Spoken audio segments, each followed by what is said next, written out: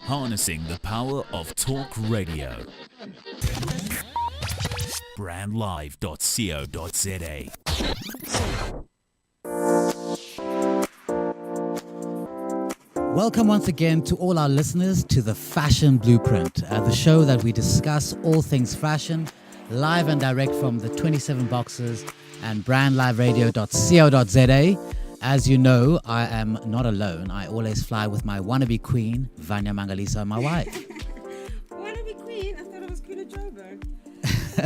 No, I'm just winding up, my No, babe. it's all good. I'm joking also. Hello, fashion players. A beautiful day to you, coming live to you from 27 boxes in Melville. We're rolling with our studio crew, Koketso Andy Pair. We're all about the business of fashion, the exciting things. Yeah. Yeah, it feels like a new day on so many levels. Like, you know, on a national level, on a personal level, just on many levels and multi-levels. We're excited, you know. People woke up smiling yesterday, I think, or the day before. I wonder why. Yeah, well, there's lots to look forward to, I think. You know, we have a new president, and tonight is the premiere of the Black Panther. We are so excited. You know, when you think it's the first time there's going to be a black superhero. Yes. We've already heard from New York Fashion Week how our Black Panther fashion fever has taken over. You know how it goes. It's exciting. You know, it starts with a movie, and before you know it, it's the music. So it's the fashion basically influencing the movie, and the movie influencing fashion. So if you think of, you know, different looks. I mean, I remember growing up as a kid. The first movie that I was really aware of in terms of costume and fashion and style was Mad Max. Oh wow, with Tina Turner. Yeah, and it was She did the soundtrack. Yeah. That was amazing. Yeah. And if you think about it, as just kids growing up in South Africa, I don't think would have paid that much attention if had it not been for Tina Turner. You know, her being there just took things to the next. I mean, Mel Gibson is awesome in all of that. As an actor, but I think when you bring in somebody like Tina Turner, you just get such a bigger reach. But if you also think of the whole punk I'll put it movement, down. you know, the idea of Thank you. And if you think of the whole punk movement and the idea of torn jeans, you know, the fashion has come back. Deconstructed look. Yes, deconstructed Like look. I'm suffering, but I Clothes like with- it like this. Clothes with holes in them. It actually still continues today. You know, even though it's Sure. 35 years later. No, you know, we love fashion movies, but I think, you know, like if you, my favorite to date, because I haven't seen Black Panther premieres tonight, but my favorite today must definitely be The Devil Wears Prada. And yeah, and if you just think of how that also changed perceptions about the business of fashion, it was actually very groundbreaking. I mean, people focus so much on Miranda and this, but as somebody in the fashion industry, for me, I was excited about the fact that so many people now get to understand that the business of fashion is a science. And when it comes to editorials and magazines, a lot of thought and a lot of planning and a lot of strategy goes into it. You know yes, how they've got whole departments for that in the States, you know. If Yeah. you think of wardrobe mistresses, it's part of the casting as well. If you think of some of the movies where big designers get drawn in. you think to of Sex actually- and the City. I mean, what's really exciting about that is it's when the creative industries get together and they maximize, you know, for not only for the consumer benefits of in terms of entertainment, but in terms of revenue generation and ultimately direct contributions to GDPs, which is what fashion tries to do ultimately. And we've always gotten a lot of inspiration from the East. You know, I was watching a movie the other day with Jet Li called Hero, and the outfits were just fantastic. You know, fabulous. The Chinese once again positioning their history and culture through the movie, taking things. I wouldn't say taking them far, but really working on the myth, working on the idea, exaggerating, adding more mysticism. making one fall in love with the culture. You know, That is and, true. A large part of that was due to the clothing. That's true. But if you think about it, it's one of the reasons we went into fashion. For us, it was, I mean, we say this over and over, but we think it's also quite important, you know, to stress the message that for us, it wasn't really for the sake of beautiful clothes, that we just wanted to create beautiful clothes. Yes, we had a certain vision of what aesthetically we wanted to achieve. But more than that,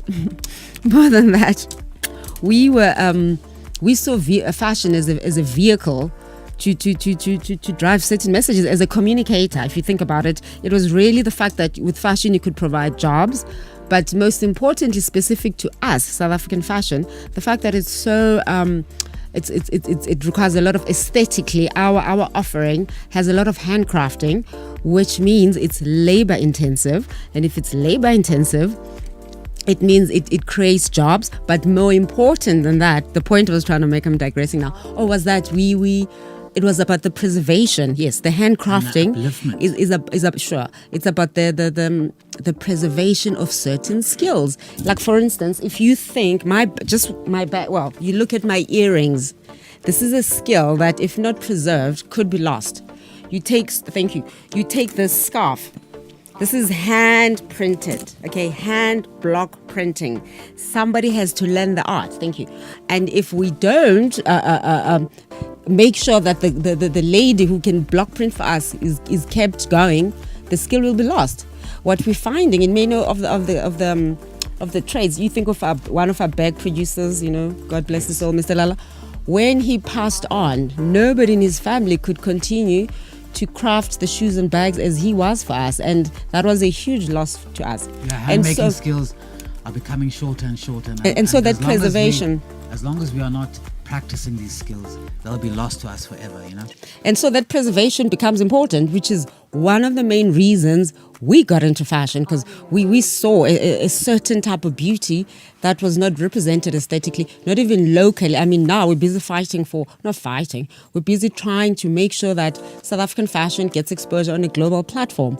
But if you rewind to like 15 years ago, even locally, it was still like a novelty. You wouldn't, you'd get off a plane and you could have been anywhere in the world. But now we now have an industry we can speak of, South African local fashion industry, and that is locally driven, as opposed to saying fashion industry, but you're talking mainly imports and chain stores.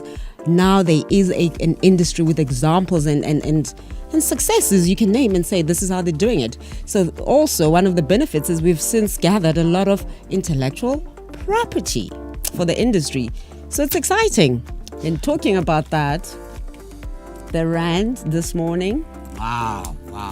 Overnight. 11.46 rand dollar ratio, unbelievable. I remember traveling to America, I think it was 2 years ago, and it was sitting at 15. It was actually sickening,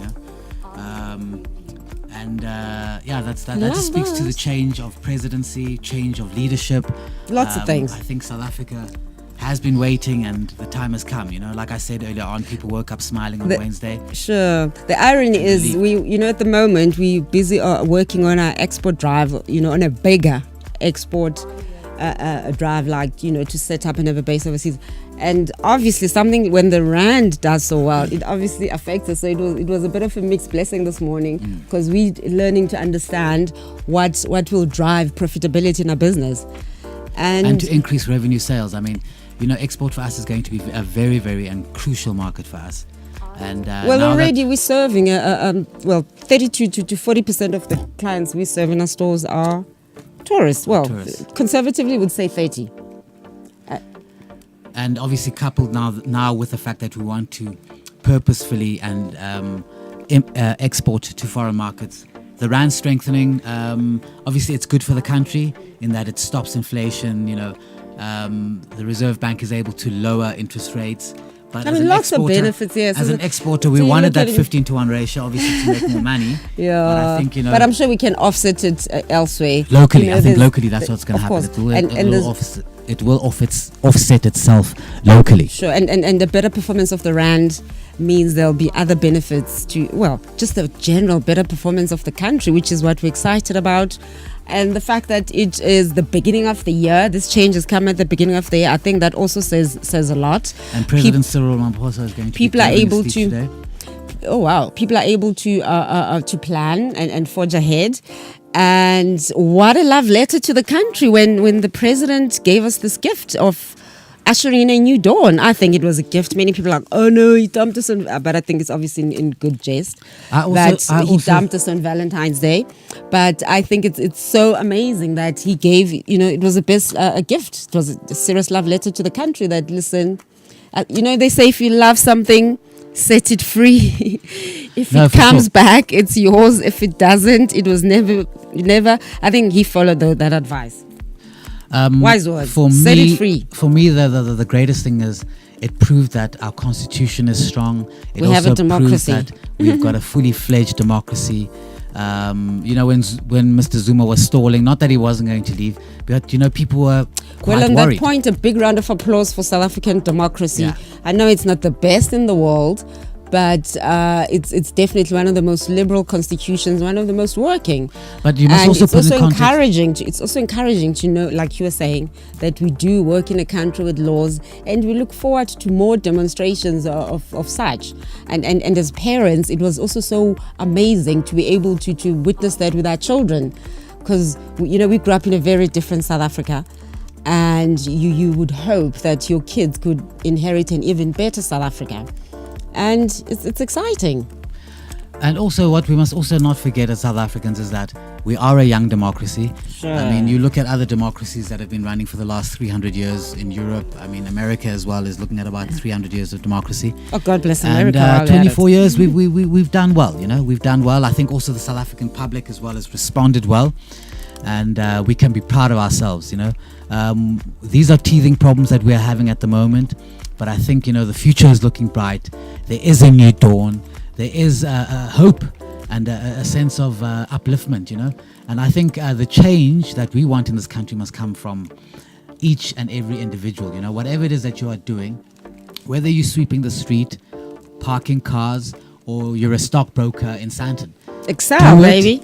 to the best of your ability. Be the best in the world at what you do, And I think the country will just turn itself around. South I think Africa is ready for change. They're saying it's the year of the supernatural, and I really believe it. I think even in terms of giving, if you're asking people, if we're saying we must all give, I think even our giving is going to the next levels. And you can imagine if everyone is giving with that extra effort and where it can go. And it's an exciting time. And yes, and What we're about saying, Tuesday? What happened on Tuesday, 14th of February? well, we're saying there was a day that there were new changes. What you mean, Valentine's Day? Yeah, Valentine's Day was great. What's obviously we had discussed this previously, that the thing about days like Valentine's Day, there's always it's so commercial, why must it be that one day? I mean, for us it's really about anything that encourages connection and fellowship and compassion between people. You don't have to call it Valentine's Day. If it's, let it be that day where everyone is channeling the same energy. I don't want to get into it a lot because I think we've spoken about it. But, what I celebrated was just the fact that, even people who don't pay attention, they were in the mood. There's a shift. And I think we must continue to have these debates of should we celebrate Valentine's Day? And if you choose to, what does it mean? So that a lot of good can come out of it. Like just good fellowship. And that's what it's about. And well, this last one was quite significant because it's a day that South Africa ushered in a different era. Like if you think of the phases that we've gone through as a country in the past couple of years, we're obviously looking forward to something different, something new, which fairly remains the unknown. I don't think this is a solution to all our problems. I think it's an amazing start, and I'm just so excited, and we must all rally behind the country as we have at the most difficult of times, and see how we can make things better, because it's a great country. I've traveled the world and I've been to so many places. At the end of the day, South Africa just remains a very good place to live, and half the things that we get, I look at some of our friends who live overseas, their lifestyles compared to ours, and also you can make it. It's one of those countries where you can literally move from like rags to riches. It's unlike when they give you the stats in places like in England, where it's like if you like an average person, you've got 1 in 200 chances of just getting out of your social class in terms of your income. So it's upward mobility, yeah. is very, very tough. If you think of Europe, even if you think of East and the rest of Africa. So South Africa is one country that you can make it. I've also, come to the point of view that as South Africans, we live in a great country. Everything works. Things that we take for granted, like the refuse being collected, the sewerage working, and telecoms, also when it comes strong to trade, postal service. at the moment, because we said, we're busy with our export program, because we have a product that has been tested. We've been out there internationally. One of the things that's exciting for me when you talk about the love for South Africa is also how much infrastructure has been set up already for trade. And not many people are aware of these opportunities. They are there. People just get intimidated by all the paperwork. And, as somebody who's been in the industry for like 17 years, I would like to encourage young people that's why I joined the council, because I also saw that there were all these opportunities that were getting lost. So many different government departments doing amazing things. But because there is no one central point for access, you've got different groups doing things. It wasn't easy for people who are coming into the industry. And by the time you've started in your business, you get so bogged down in trying to survive and grow that you forget to set up the right infrastructure for your business, which is there for free. And at the start of your business, it's also relatively easy to control certain things. But people usually think, let me wait and succeed more or get bigger, I'll do certain things. But my advice to anyone, go and get your compliance issues ready now, even though you might not need it, i.e., your export license. If you have intentions of exporting your product, say in 5 years, or your VAT, all these other things, go find out what benefits. It could even impact your strategy at the beginning if you realize how many what benefits lie in that are available in terms of exports in this country. Like, for instance, if you think of like the AGOA, those agreements we've set up, the SACU, Southern African Customs Union, there's so many things that could put money in your pocket. But many people don't know about these things, and people complain there are not enough opportunities. Opportunities are for the very few. There are gatekeepers. Guess what? When you speak to half those people and you ask them, just tell me, how many doors have you knocked on, and out of those doors, how many were opened, and out of those that were opened, how many turned you down once you stated your case? And usually it's not what it seems. Okay, we're going to go for a quick ad break, but we will be back on attack. Thank you. See you now. Thanks for staying live with us. brandlive.co.za. In your face, all over the place. We're online 24/7. 24/7. You're listening to the hottest internet station. Brand Live. No doubt.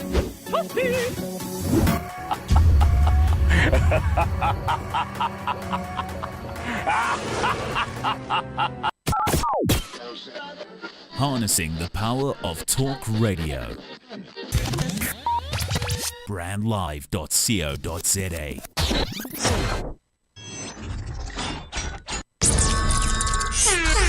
The Dramatic Talk with myself, Bongani Drama. Bringing you insightful conversations on the Convo Corner, your latest celebrity news on Dramatainment, and your latest fashion news on Stash and Fade. This is Bongani. And myself, Rose Rataha, bringing you your latest news and sports updates. Every Wednesdays, 2 to 3 p.m. Only on www.brandlive.co.za. You're listening to brandlive.co.za. Fashion Blueprint back in the house, and we continue talking all things fashion, fabulosity, and just being so proud of being a South African at the moment with everything that has happened. Welcome back. Thanks for staying with us. Oh, yes. And as we're saying, it's a very exciting time this week because it's the premiere of the movie Black Panther, which is about a black superhero. This movie has gotten huge praise in that if you think of superheroes, we haven't really had a black superhero. We've got something now that the black kids can hold on to, a role model, someone positive, someone living a clean lifestyle. Just also a different story. At times people are looking for just to see something different as opposed to the same old narrative or rhetoric. And what's exciting about tonight is the fact that there's such a huge foreign press contingency arriving in South Africa. We had the fortunate privilege of spending a bit of time with one of the main characters, Mr. John Gani. Dr. Gani. Yeah, of course. And he was saying this movie is rumored to will gross over $3 billion in its opening month, which is record breaking. And obviously there's a reason for that. And I think it's sometimes it's really just pure sensibility that people are longing to see something different. You've seen a superhero from the East, you've seen a superhero from here, there, they're all these legends. And talking about actually different continents, who are your favorite superheroes? For say, I know you like a lot of South American countries. Are there superheroes from there you can think of? Just a different offering as opposed to the typical. No, in South America, no. Who are your favorite superheroes growing up? Superman. That was the first superhero I saw. Superman and Thor, I think it was. But I mean, times were different. Interesting also how there aren't that many female superheroes, which, I mean, we can talk about the reasons why that has been the case, but most importantly, it presents an opportunity. That's what it's about. I think Wonder Woman has made a big comeback. Well, the point is, it can't just be Wonder Woman. Same reason the male superheroes, there's so many. So there's gonna be many. So so really that's really what the significance of the Black Panther movie is. It's not only economically, the fact that it's I think that we as the world will see ourselves very differently after that. With all the major shifts as a collective, it kind of redefines our identity, how we see ourselves, how we see each other, and where do we go from there? That's the most important thing. I mean, besides it making money, making money for the sake of making money is great, but I think if you start to impact a society on that level with the most positive things, you are making it's a divine mission.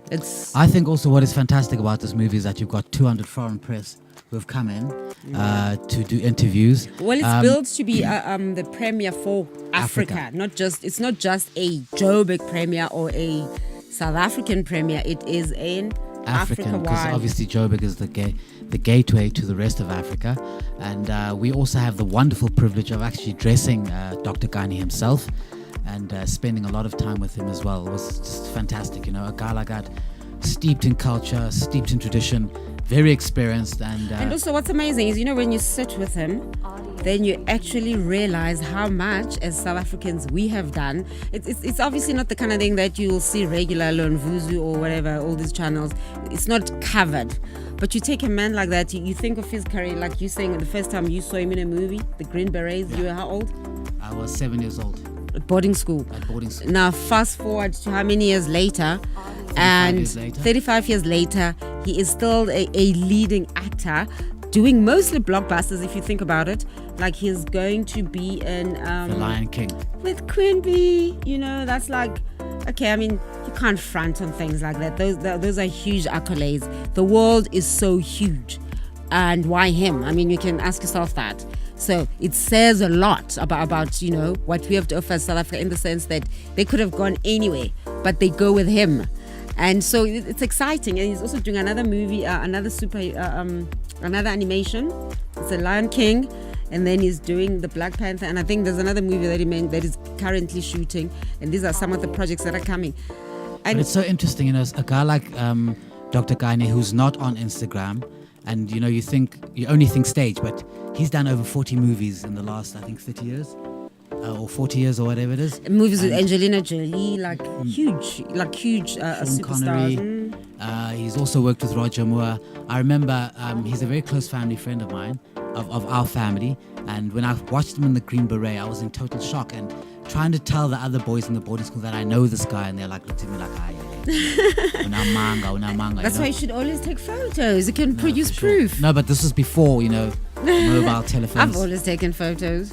I'm joking. I'm a storyteller. And an archivist. I enjoy that sort of thing.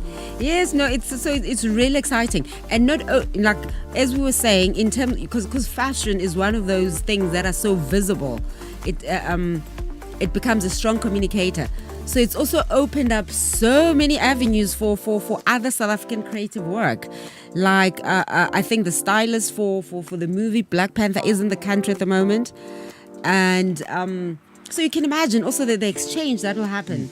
Cultural exchange. The cultural exchange. Skills also exchange. The awareness. And here's another good thing about it. You know, even if they meet one South African designer, it's a victory for all South African fashion, in the sense that any reasonable thinking person knows that there can't just be one designer in the country. I mean, they discover one, and guess what? They'll assume there are others, and the spill off is It's a catalyst. it's that great by osmosis.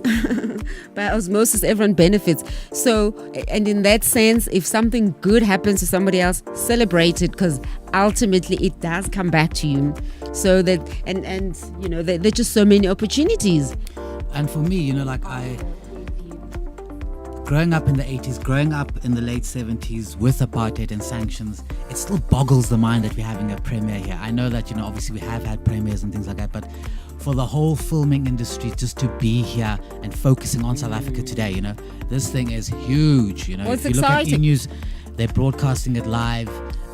You know, people from all over the world are focusing on South Africa Oh, yeah, and, like and this- literally wishing us all the best. Like for the this premiere. morning, literally, he said, he was telling us the other day that this morning he's getting picked up, Mr. John Gani, he's getting picked up from his house at 5:30.